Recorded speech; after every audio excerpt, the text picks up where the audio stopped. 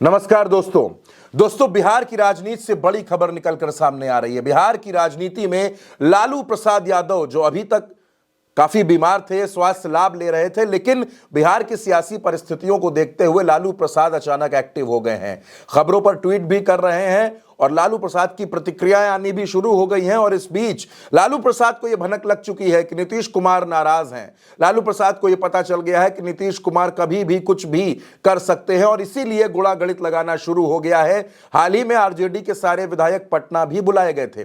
सारे विधायकों के साथ लालू प्रसाद और तेजस्वी यादव ने बैठकर मंथन किया और आगे आने वाले समय की हर सियासी परिस्थिति को भांपने की कोशिश की गई। और इसी बीच आरजेडी के एक विधायक लालू प्रसाद के बड़े करीबी भाई वीरेंद्र ने बयान दे दिया है। भाई वीरेंद्र का कहना है कि नीतीश कुमार को लेकर आरजेडी के सारे दरवाजे खुले हुए हैं और नीतीश कुमार किसी भी वक्त आरजेडी के साथ आ सकते हैं। दोस्तों, ये वही विधायक हैं भाई वीरेंद्र जो लगातार इस बात को कह रहे थे पिछले 6 महीने से, और खास तौर पर जब से लोकसभा चुनाव का नतीजा आया तब से भाई वीरेंद्र ये दावे कर रहे थे कि नीतीश कुमार बहुत जल्द हमारे पाले में आएंगे। मीसा भारती भी इस बात के लगातार संकेत दे रही थी कि नीतीश कुमार जब ये कहें कि अब वो कहीं नहीं जाएंगे तो ये मान लीजिए कि वो पलटने वाले हैं। और दोस्तों, इसी वजह से बिहार के लोग ये आकलन करने की कोशिश कर रहे हैं कि क्या नीतीश कुमार ने अपना मन बना लिया है, क्या नीतीश कुमार ने यह तय कर लिया है कि उनका सियासी कदम क्या होने वाला है।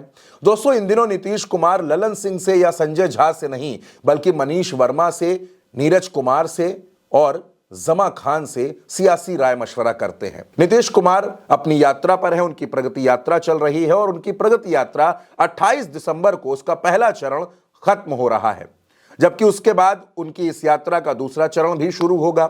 और इस बीच कहा यह जा रहा है कि इसी बीच नीतीश कुमार बड़ा फैसला ले लेंगे। हालांकि ऐलान नीतीश कुमार खरमास के बाद ही करते हैं।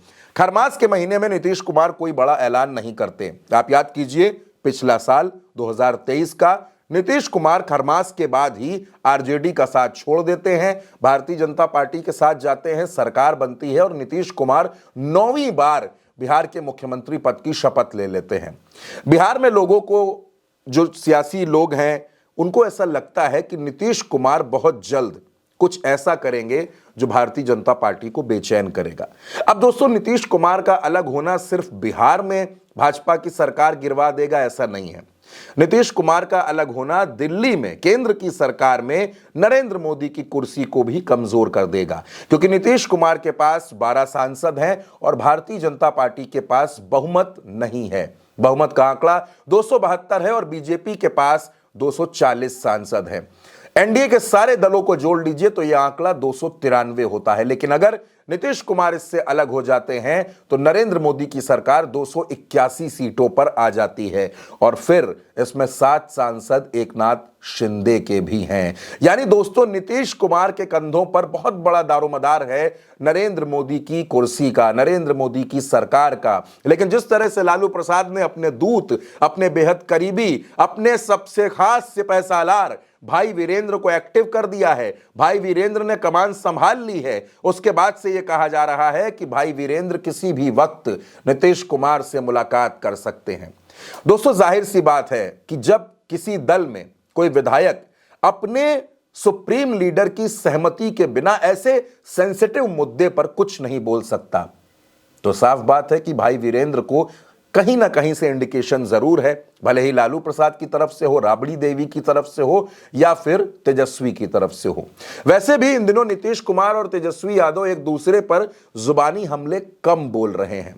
बीच में राबड़ी देवी भी नीतीश कुमार की तारीफ कर चुकी हैं, मीसा भारती भी उनको अपना चाचा बताती हैं।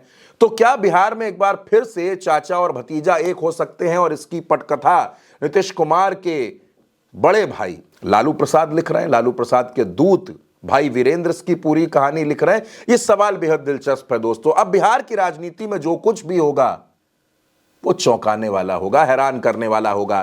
तो इसलिए दोस्तों, साफ बात यह है कि बिहार की राजनीति में अगले 48 घंटे बेहद अहम होने वाले हैं और इस बात की संभावना है कि लालू प्रसाद अपने दूत को नीतीश के पास भेज सकते हैं और उसी के बाद बिहार में एक नई तस्वीर सामने निकल कर आ सकती है।